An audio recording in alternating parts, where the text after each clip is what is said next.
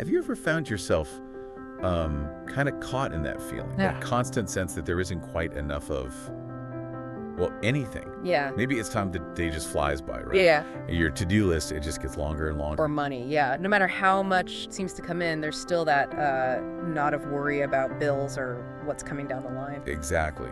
Or maybe it's something, I don't know, more fundamental, like feeling you aren't enough as a person.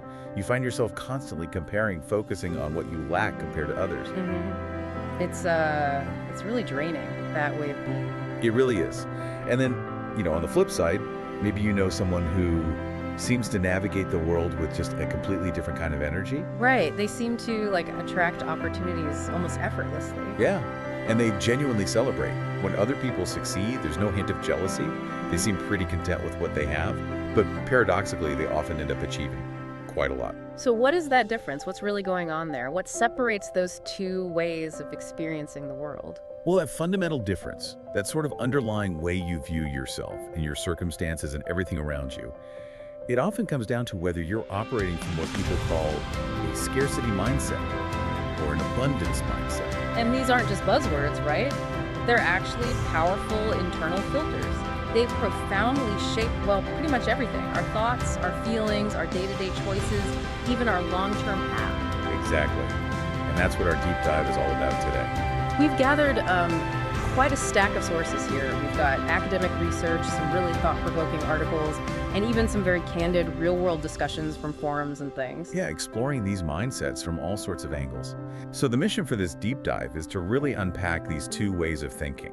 We want to understand what defines scarcity and abundance, look at how they, maybe surprisingly, impact our brain function and our behavior. And explore some practical ways people are trying to shift towards more abundance.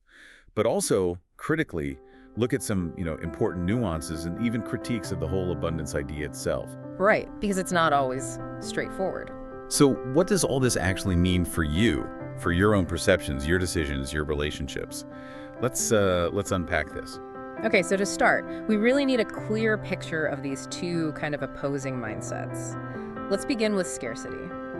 At its very core, the scarcity mindset is about seeing everything, yourself, your situation, other people, through this lens of not enough. Right.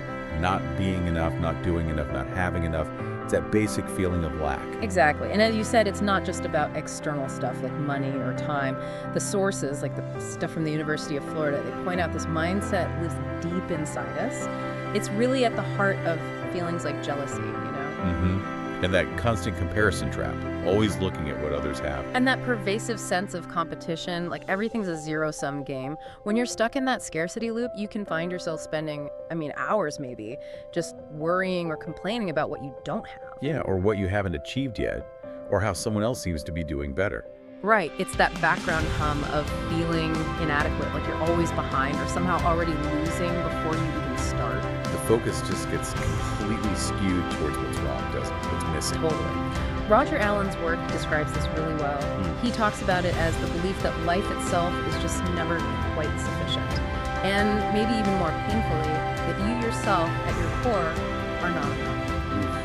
That's a heavy feeling. It is. And it often leads to this conviction, this belief that something outside of you has to change first, like circumstances need to improve or other people need to act differently, or you need some external validation before you can finally feel happy or content. So you're kind of stuck waiting for the world to change before you can feel okay. Pretty much. Until then, you're just in this state of wanting and, waiting. And this internal state, this feeling, it can drive different kinds of reactions externally. It's almost like a psychological fight or flight. Ah, okay. So how did that play out? What's the flight response look like? Well, Roger Allen talks about flight as manifesting like retreating or avoiding things. It's that urge to pull back, to kind of sidestep anything that looks like potential failure or rejection. So playing it safe above all else. Exactly. Prioritizing that feeling of safety, even if it's a really constricted safety, over actively going for opportunities or trying to win. It's like staying inside very strict boundaries, even if they feel limiting, just to minimize any perceived risk. Okay, that makes sense.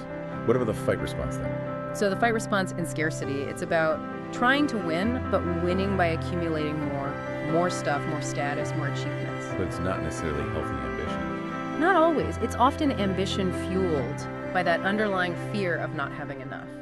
It's an attempt to feel secure or whole by grabbing more achievements, hoarding money, seeking power, chasing status symbols. But still coming from that place of lack. But the reaction is to kind of aggressively pursue and maybe even hoard things.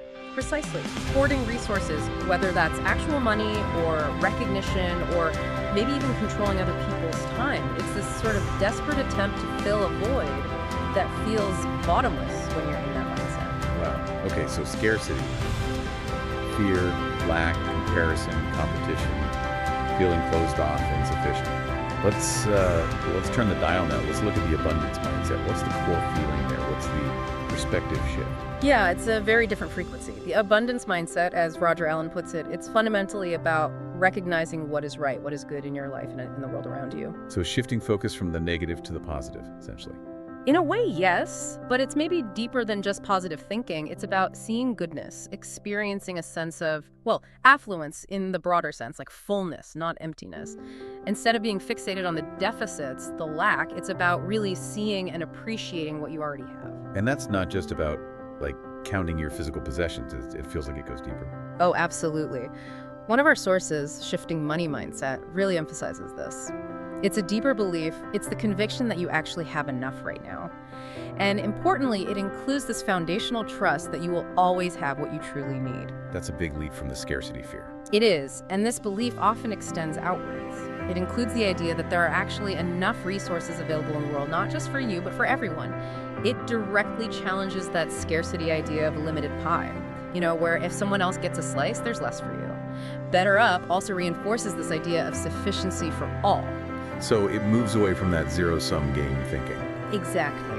That belief in sufficiency, it fosters this sense of freedom from what some people call trade-off thinking. Trade-off thinking. What's that exactly? It's that constant internal calculation you do in a scarcity mindset.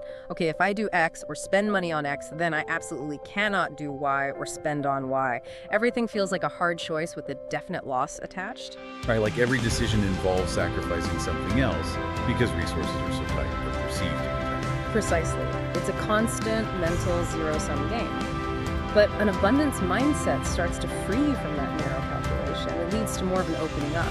Your own personal joy, your satisfaction, your fulfillment, they aren't just things you hoard internally. They naturally start to turn outwards. You become more willing, able to share them. So that idea that maybe it's not always either A or B, maybe there's a way for both, or maybe having A now doesn't automatically rule out B forever. Yes, it helps you move beyond that limiting either framework. And a really critical piece of this abundance mindset, which comes up in several sources, is self-trust. Trusting yourself. Yeah, a deep kind of unwavering belief in yourself and your own inherent ability to handle things, to deal with challenges, adapt to change, navigate whatever life throws at you. So it's not about thinking life will be easy or problem-free. Not at all. It's about knowing you have the internal resilience, the capability, the resourcefulness to face difficulties when they come and find your way through. Roger Allen had those really helpful analogies for this, didn't he? The radio tuner one. Oh, yeah, that's a great one. You can choose at any moment which station to tune into. The scarcity station, broadcasting doom and gloom and lack, or the abundance station, focusing on possibility and sufficiency. And whichever one you tune into, you'll find evidence to support it. Exactly. The world will provide proof for whichever perspective you adopt. Your internal filter really determines what you see and how you interpret the same external reality. And the other one was about windows in a house. Right. Imagine you're inside a house. Are you constantly looking out the window that frames everything that's wrong, broken, missing, or problematic outside? Or are you choosing to look out a different window, one that shows you what is present, what is working, what's beautiful, what's functional? Same house, same landscape, different view depending on the window. Precisely. Your perception is shaped heavily by where you choose to direct your focus. Okay, so just to quickly recap, scarcity is rooted in fear and lack, leading to comparison, competition, feeling constricted. Abundance is rooted in recognition and trust, fostering sufficiency, generosity, self-trust, and a feeling of, expansion. That sums it up well. Now, this isn't just about, feelings or abstract perspectives. The sources are really clear that the scarcity mindset has tangible, even measurable impacts on how our brains work and how we behave. Let's really dig into how scarcity actually grips our thinking. Yeah, this is where the research gets particularly fascinating, I think. Scarcity, and this could be scarcity of money, time, social connection, even calories. It doesn't just make us feel stressed or bad. It seems to actively impair our mental capacity. Impair it. How so? Well, sources like the University of Florida material and kitses.com describe it as essentially hijacking our mental bandwidth. Mental bandwidth. Wow. Like our brain's processing power. Exactly. The cognitive resources we have available for things like processing information, making decisions, staying focused, exercising self-control. Scarcity basically imposes a tax on that bandwidth. A bandwidth tax. I like that. So scarcity itself uses up brain power. That's the idea. It makes it harder to think clearly about anything other than the immediate perceived lack. When scarcity is looming, it forces our attention onto whatever it deems most urgent right then and there. It creates what researchers call a scarcity tunnel. Tunnel vision. Everything else just kind of fades out. Exactly. Yeah. Your focus narrows intensely onto dealing with that present need. The University of Florida source gives that really striking example of firefighters. Oh, yeah. Tell us about that. So imagine firefighters racing to a burning building. Their focus is just laser sharp on the immediate critical task, putting out the fire, saving lives. That's the urgent scarcity of time and safety they're dealing with. Their focus is so intense, so tunneled, that they might actually overlook something seemingly simple but vital outside that tunnel, like remembering to buckle their seatbelt on the way to the scene. Wow. Because their mental bandwidth is completely consumed by the emergency. Precisely. There's less capacity left for other, seemingly less urgent tasks, even crucial safety ones. That's a powerful illustration. And this intense focus on the immediate, it must have pretty big consequences for decision-making, right? Huge consequences. Research, including studies from Yale and discussions on kitses.com, shows that this tunneling effect leads people to heavily prioritize immediate rewards over future benefits. Because the future feels kind of abstract when the present is yelling at you. Exactly. Your attention is so fixated on the urgent need now that it becomes really difficult to fully weigh the long-term pros and cons of a decision. The bigger picture, the future implications, they just get hazy or invisible outside that immediate tunnel. It's like your brain is basically saying, look, I don't have the bandwidth to think about next year. I need to survive right now. That's a really good way to put it. It makes it incredibly hard to focus on anything else when that feeling of scarcity is pressing down. And this bandwidth tax, it's not just theoretical, it's a measurable cognitive load. Oh. And here's a really crucial point, which Keats's highlights. This tunneling and bandwidth tax happen even with perceived scarcity. Wait, so you don't actually have to be poor or running out of time. Just feeling like you are is enough. Yes. If you believe you don't have enough, that feeling alone can impair your decision-making abilities, potentially just as much as actual objective scarcity. Wow, that perceived scarcity having a literal cognitive cost. That's huge. It is. It means the mindset isn't just an emotional state. It's actively impacting our capacity to think effectively. And it can lead to making less optimal choices, which then, guess what? They often reinforce the feeling of scarcity. It becomes this self-perpetuating cycle, sometimes called a scarcity trap. That's quite sobering. The mindset itself hindering your ability to get out of the perceived lack. It fundamentally impacts your cognitive horsepower. And we see a stark, real-world parallel in the research linking actual disadvantage to decision-making. The Yale study, for instance, found that people living in neighborhoods with significant concentrated disadvantage tended to make fewer decisions that maximize their resources over the long term. And it wasn't just that they were making bad choices. Well, the researchers suggested it might not simply be a bias towards bad decisions, but potentially that the sheer stress and cognitive load imposed by actual objective scarcity made it harder for them to effectively discriminate between different options. The stress and negative feelings tied to poverty can narrow that focus, contributing to things like taking out high-interest payday loans because the immediate need for cash just completely overshadows the future cost. So whether it's real or perceived, scarcity can literally make it harder to think straight and make choices that would actually improve your situation, locking you further into that state of lack. It sounds like a truly vicious cycle. It really can be. It impacts the mind, which then impacts circumstances, which then impacts the mind again. And this cognitive impact, it translates directly into a whole range of behaviors, often in surprising, everyday ways. Okay, so let's talk about those behaviors.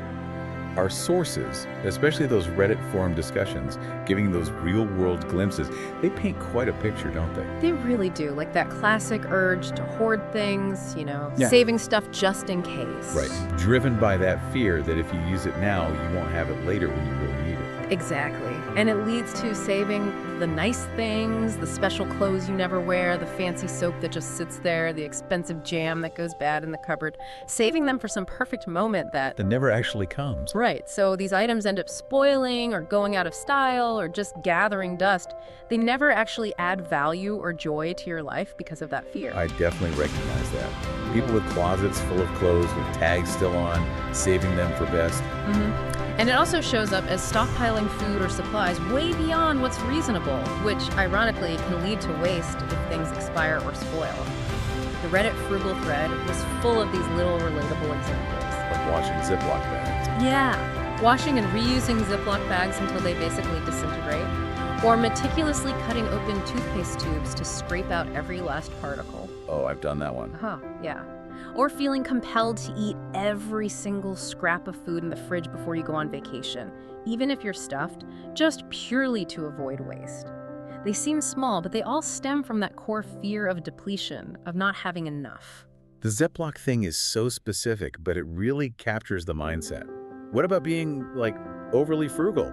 Almost painfully frugal. That's another really common pattern, a deep reluctance to spend money, even on things that might genuinely improve your life or, ironically, save you time or money in the long run. Because letting go of money feels like losing something precious you might need later.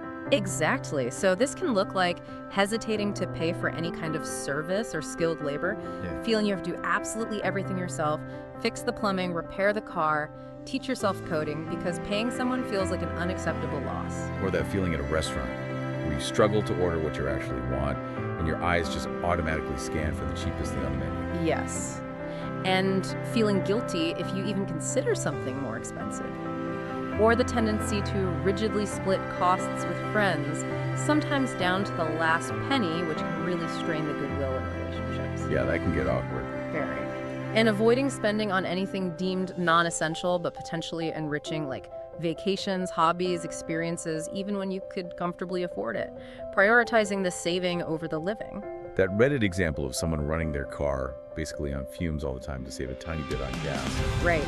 Risking potentially huge engine damage down the line just to save maybe $1 or $2 right now. That's the scarcity mindset in action, prioritizing a tiny immediate saving over a massive potential future cost because the tunnel vision is so strong. These examples really hammer home how the mindset can lead to behaviors that are ultimately kind of self-sabotaging or just bad for your overall well-being in relationships. They really do. And another major behavioral cluster is around comparison and competition. When you're operating from scarcity, You see everyone else as a rival. pretty much. Because if resources, jobs, opportunities, recognition, whatever, are limited, then someone else's success must mean less for me. That's the underlying, often unconscious logic. So you feel threatened by other people doing well. Exactly. The University of Florida and 11 recruiting sources talk about this dynamic. It fuels that constant comparison. Are they ahead of me? Am I falling behind? And fosters competition rather than collaboration. It stops you from genuinely celebrating others' wins. The recruiting source contrasted this with the idea of never play snatch and grab, suggesting scarcity breeds this fear of shortage that makes people grasp competitively. Instead of seeing, like, a rising tide lifting all boats, you see a tiny shrinking puddle everyone's fighting over. That's a great analogy. And this mindset also tends to breed mistrust. The energy around scarcity is often quite urgent, anxious, and controlled. Needing to control every little bit. Yeah, because of the fear that if you don't, it'll vanish. That story about the apple farm owner is such a vivid illustration. His intense focus on preventing theft, even of a single apple, because he was scared of not making enough profit. Led him to search customer bags as they were leaving. Right. Which, understandably, created this awful atmosphere of suspicion and distrust. People felt unwelcome, maybe even accused. And that probably drove customers away. It did. So while he was hyper-focused on preventing these tiny potential losses, his scarcity-driven behavior was actually causing a much bigger loss by alienating his customer base. It shows how scarcity behaviors can be completely counterproductive. Another behavior mentioned was using scarcity as an excuse, especially time scarcity. Oh yeah, that's a big one. The Aesthetics of Joy source points this out. How often do we default to, I'm too busy? And while sometimes it's true, often it can be a way to avoid setting a clearer, more honest boundary, like, actually, that's not a priority for me right now, or simply, I don't want to do that. So saying I'm too busy makes it seem like the constraint is external lack of time rather than an internal choice about priorities. Exactly. You give up your agency in that moment, and subtly, every time you say it, you're reinforcing that feeling of time scarcity in your own mind. It becomes a self-fulfilling narrative. Wow, okay. That really reframes the busy excuse. And this mindset, it significantly impacts relationships too, doesn't it? Hugely. A classic example is relationship scarcity, that deep fear of being alone. It can really drive your choices. Like choosing a partner just to not be alone rather than because it's the right connection? Precisely.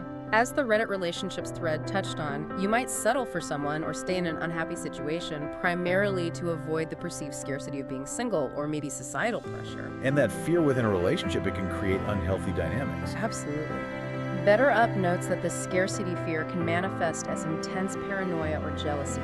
Constantly worrying, is my partner secretly unhappy?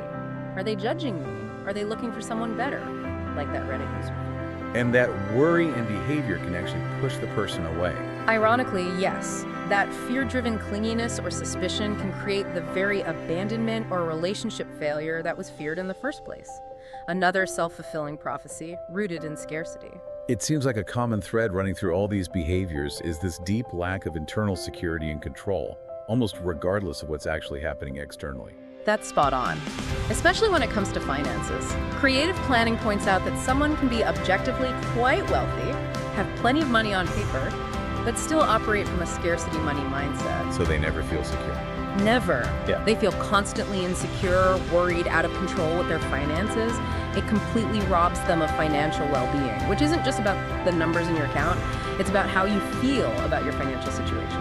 And for people actually experiencing poverty, the link is even more direct. Right. The research on decisions under poverty shows that real deprivation is linked to behaviors like struggling with financial management or taking out really unfavorable loans, often driven by that intense, narrow focus on immediate survival needs that scarcity imposes. It just keeps coming back to that vicious cycle, doesn't it? Yeah. The mindset leads to behaviors that inadvertently create or reinforce the very conditions of lack that triggered the mindset in the first place. It really strengthens that negative loop. But, and this is the hopeful part, mindsets aren't fixed. They might be deeply ingrained, sure, but the sources also offer a lot of practical insights and strategies for actively cultivating a more abundant perspective, for shifting away from that scarcity grip. Okay, good. So how do we actually start to do that? How do we change the channel on that internal radio tuner? Well, the absolute fundamental first step is consciously shifting your focus. Abundance, again, it isn't really about suddenly having unlimited resources magically appear. It's a change in perception. Seeing things differently. Exactly. Consciously recognizing and appreciating what is actually available to you right now, whether that's skills you have, time you can allocate, good relationships, health, even just basic material goods. And coupling that recognition with a growing trust in your own ability to handle challenges as they come up. So less about chasing more about training yourself to see and value what's already there, and trusting your own capacity. That's it. Both Roger Allen and Shifting Money Mindset really emphasize this shift in orientation.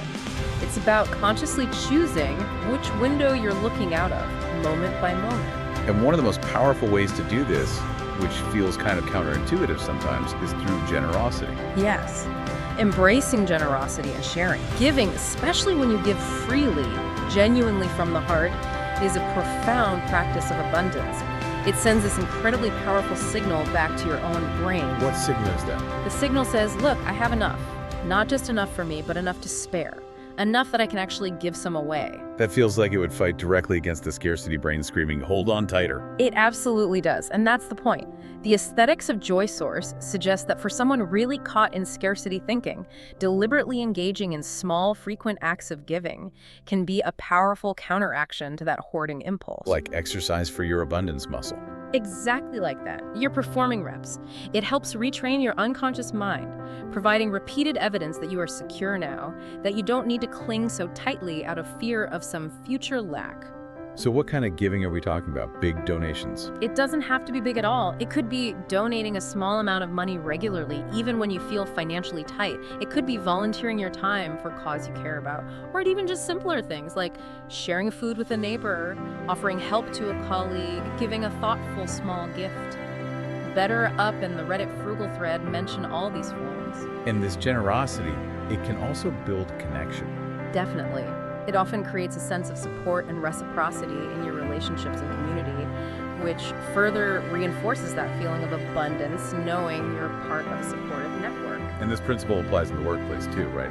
Sharing credit and things? Oh, for sure. In an abundance mindset, you can genuinely celebrate when your colleagues succeed. You don't see their promotion or their successful project as a threat to you. Because their success doesn't take anything away from you. Exactly. It doesn't diminish your own potential or security. It's just their success. The 11 recruiting source highlights this as the healthy alternative to that competitive snatch and grab approach. And the University of Florida source adds that it means being willing to actively share recognition, share credit, share power, maybe even share profit.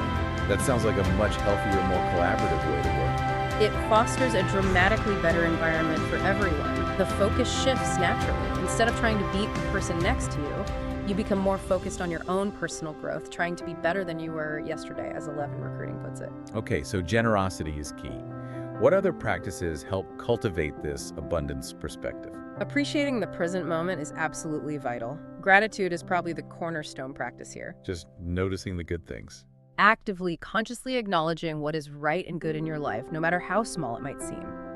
Roger Allen talks about this and includes appreciating the stage of life you're currently in, rather than constantly wishing you were somewhere else or had achieved the next thing already.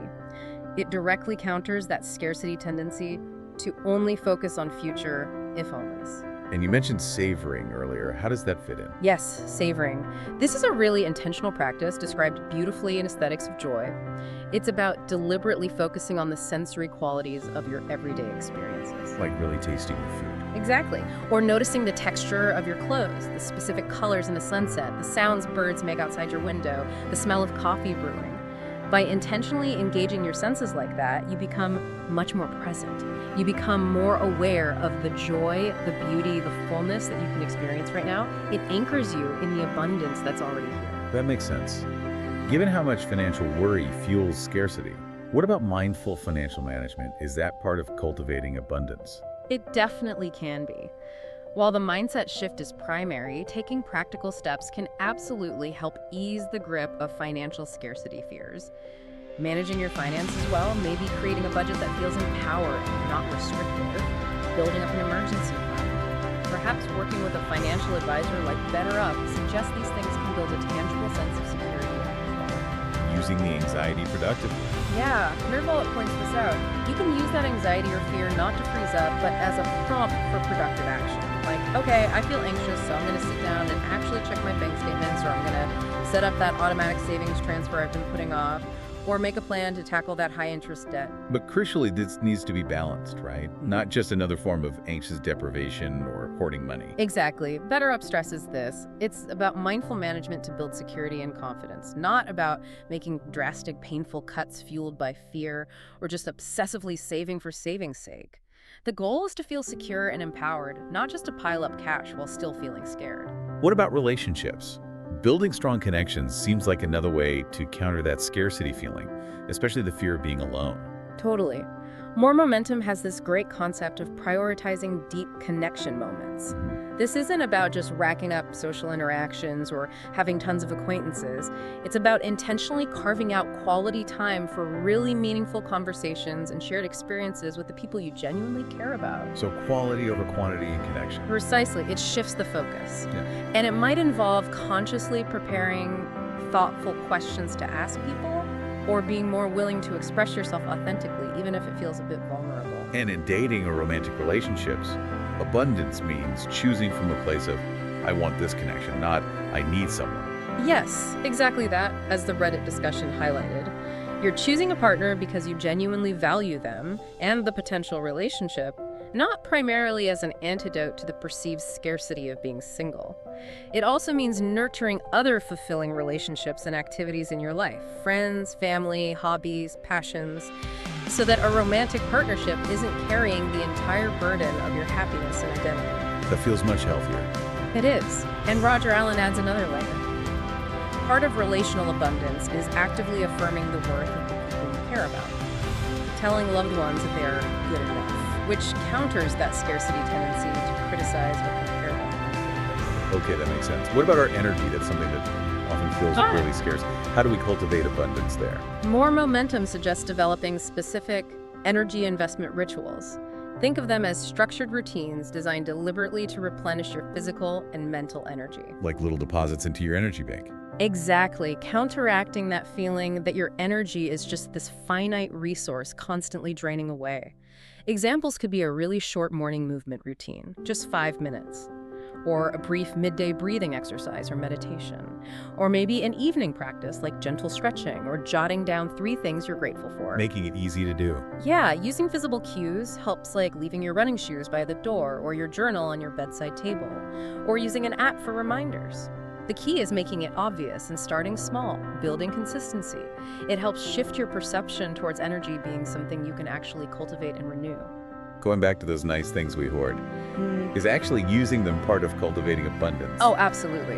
It sounds simple, but it's a really powerful practice. Consciously decide to actively use and enjoy the nice things you own. Wear the nice sweater, light the good candle, use the fancy dishes. Stop perpetually saving them for some future, idealized, possibly non-existent perfect moment. Let them bring joy now. Yes. The Reddit Frugal thread had people talking about how just gathering all their hidden supplies or clothes together and seeing the actual abundance they did possess encouraged them to finally start using them. It's a concrete recognition that you are worthy of experiencing nice things in your everyday life, not just on hypothetical special occasions. Instead of letting them sit there just representing deferred enjoyment. Okay, what about boundaries, especially around time? That's another crucial one, particularly for time scarcity. The Aesthetics of Joy article really emphasizes practicing setting clear, direct boundaries. Instead of falling back on, I'm too busy, try practicing saying things like, actually, I don't want to take that on right now, or that particular thing isn't a priority for me at the moment. Owning your choice instead of blaming time. Exactly. It's about reclaiming your agency and power over how you spend your time and energy. It reinforces internally that you are in control. Rather than being a victim of external demands and insufficient time, it feels much more empowering. It definitely sounds more empowering.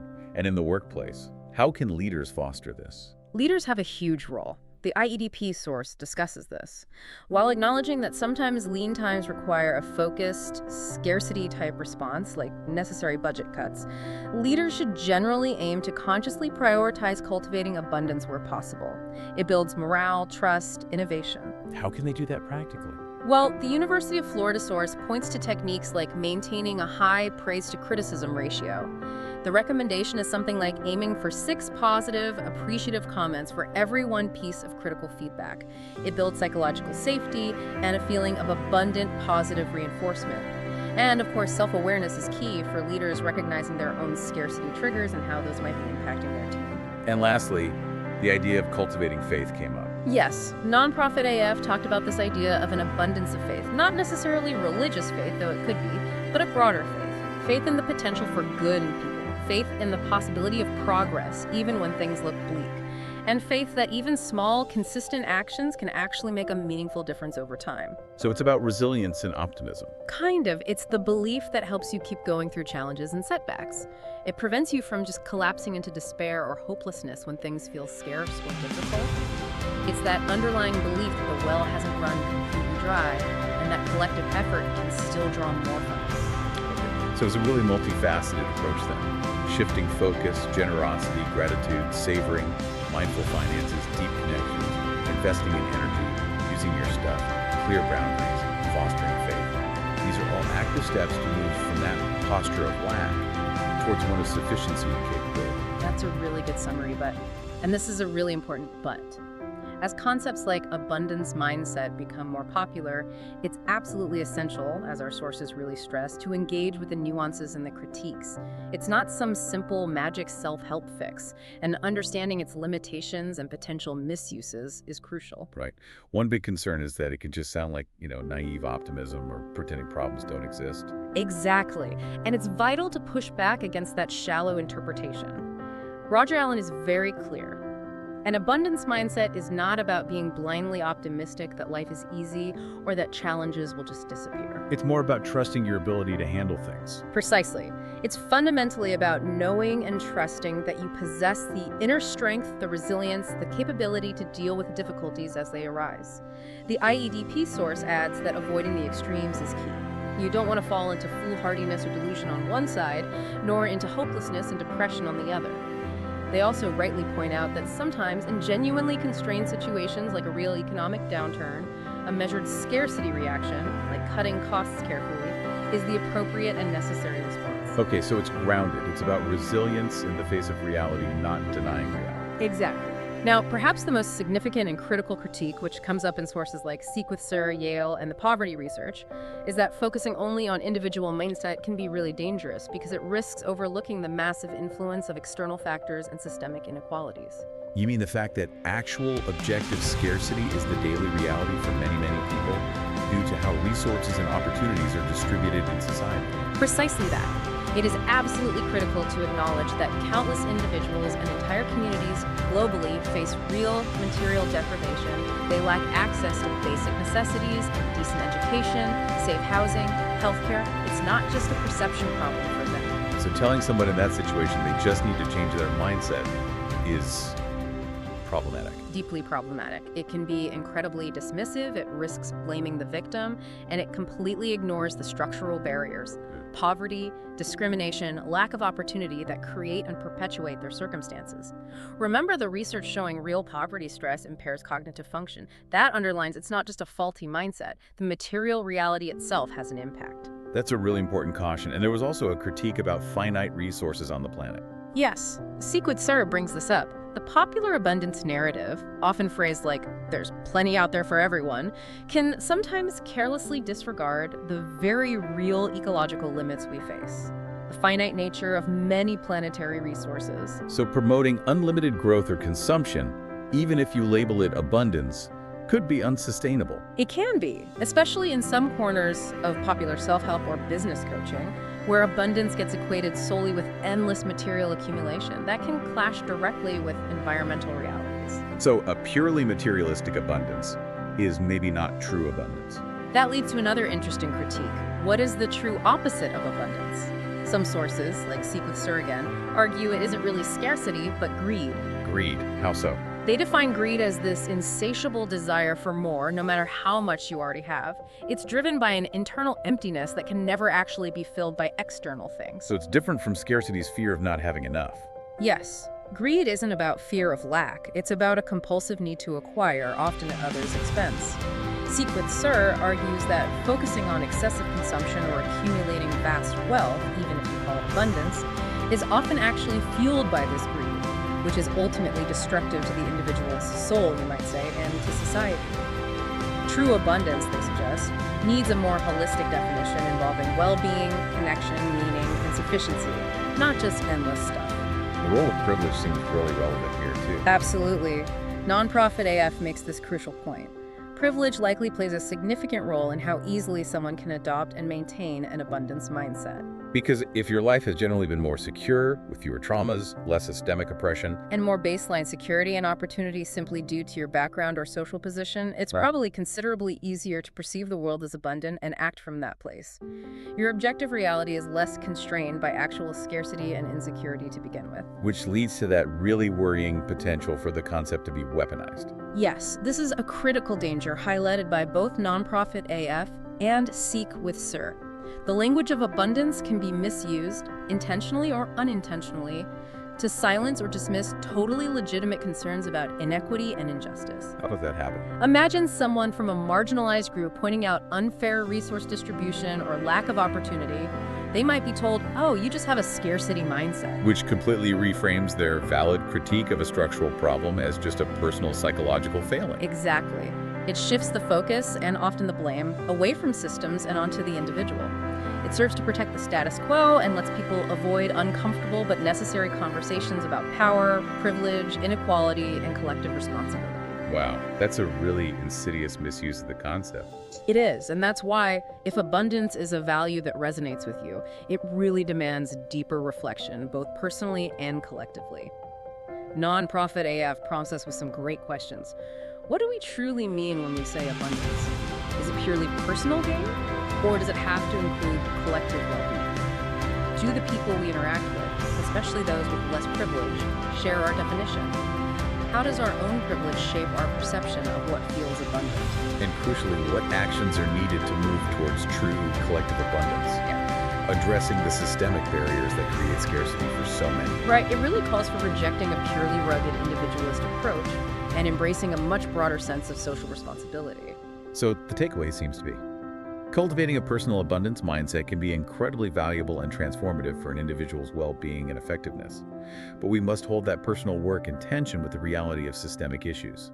We have to be incredibly vigilant against using the concept, even unintentionally, to dismiss or ignore the legitimate experiences and challenges of those facing real, externally imposed lack.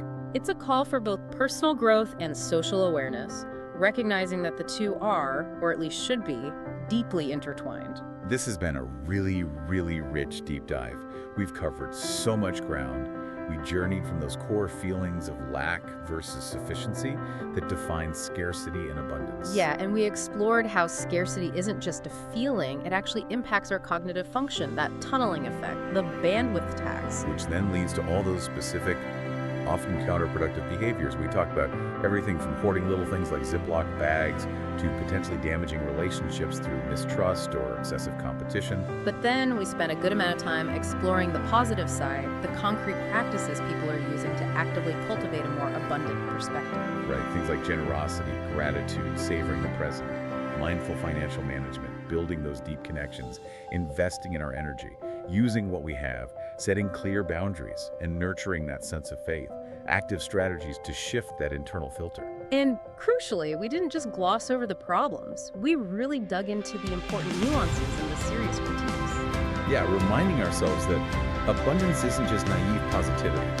that real systemic scarcity is a huge factor independent of mindset, that planetary resources have limits, that maybe greed is the real opposite, how privilege shapes our view, and that dangerous potential for the concept to be weaponized to shut down conversations about inequality. So, synthesizing all of that, I think the key takeaway is that your mindset is a powerful internal force. It's shaped by your past and present, for sure, but it's also something you have agency over, something you can actively work to shift. It's a fundamental way you orient yourself to the world and to yourself. That personal work doesn't happen in a vacuum. It exists within a much larger social and systemic context. Exactly, and the critiques remind us that maybe true abundance, in its richest, fullest sense, needs to extend beyond just how I feel personally, to encompass collective well-being and genuinely equitable systems for everyone. It's both a personal journey, and when you really consider those critiques, a call for much broader awareness and action. Which leaves us with this final thought for you to maybe mull over this week. How can you, in your own life, actively cultivate genuine personal abundance, practicing gratitude, recognizing what you have, trusting your capabilities, being generous where you can, while simultaneously staying acutely aware of, and maybe even working towards addressing, the actual scarcity and inequity faced by others in your community and the wider world? What does building a truly collectively abundant future look like? And what part might you play in that? That's definitely something to chew on. Thanks everyone for joining us for this deep dive.